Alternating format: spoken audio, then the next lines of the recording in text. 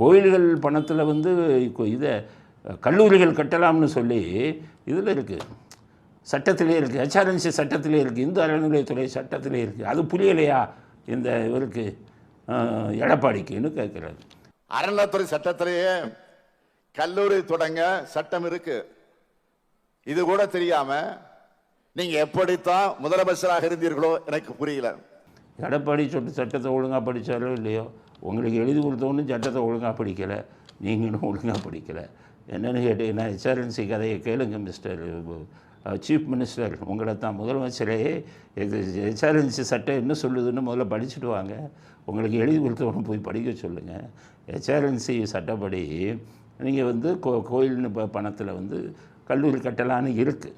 இது தப்பாக பயன்படுத்தக்கூடாதுன்னு நீங்கள் ஆட்சிக்கு வந்த உடனே உயர்நீதிமன்றம் பெஞ்ச், சென்னை உயர்நீதிமன்றம் பெஞ்ச் 2021 நீங்கள் ஆட்சிக்கு வந்தோடனே நீங்கள் மொங்காம் போட்டுருவீங்க கோயில் பணத்தைன்னு 2 நல்ல நீதிபதிகள் என்ன சொன்னாங்க, கோயில் பணத்தை கல்லூரி வந்து கட்டுறதுக்கு உபயோகப்படுத்தக்கூடாதுன்னு ஸ்டே கொடுத்தாங்க 2021. அந்த ஸ்டே அப்படியே நிற்குது. ஆக நீங்கள் கோயில் பணத்தில் கட்டுனது உயர்நீதிமன்ற இதுக்கு வந்து தீர்ப்புக்கு எதிரானது.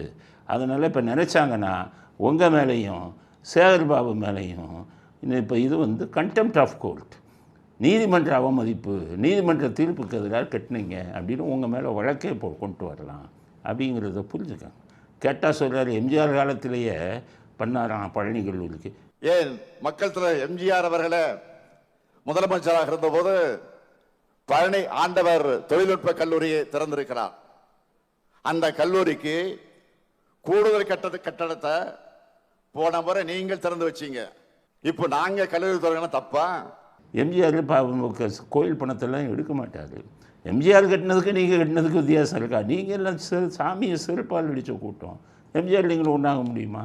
அவர் வந்து கொள்ளையடிக்க மாட்டார் அவர் ஆட்சியில். அதனால் வந்து அவர் கட்டினதில் வந்து நல்ல கல்லூரிகள் வந்தது. பழனி இந்த இதிலெல்லாம் ஒரு தொழில்நுட்ப கல்லூரி, நல்ல கல்லூரி. உங்கள் இதில் வந்தீங்கன்னா 40% ஆச்சா?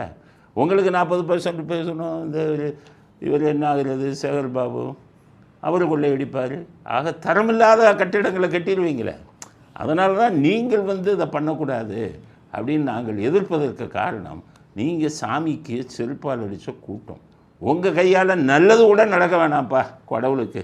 அதனால தான் கல்லூரி கட்டினீங்கன்னா இப்போ 400 கோடி கட்டினீங்கன்னா 160 கோடி அடிச்சிடுவீங்க. கட்டடம் ஒரு 4-5 வருஷத்தில் இடிஞ்சு விழுந்துடும். எம்ஜிஆர் காலத்தில் கட்டின பழனி கல்லூரி இன்னும் இருக்குது. ஆனால் உங்கள் இதில் கட்டி பாருங்கள், பாலம் இடிஞ்சு விழுந்த மாதிரி ஆரம்பிக்க போதே இடிந்து விழுந்து விடும். அதனால தான் உங்களை வந்து நாங்கள் எதிர்த்து சொல்கிறோம்.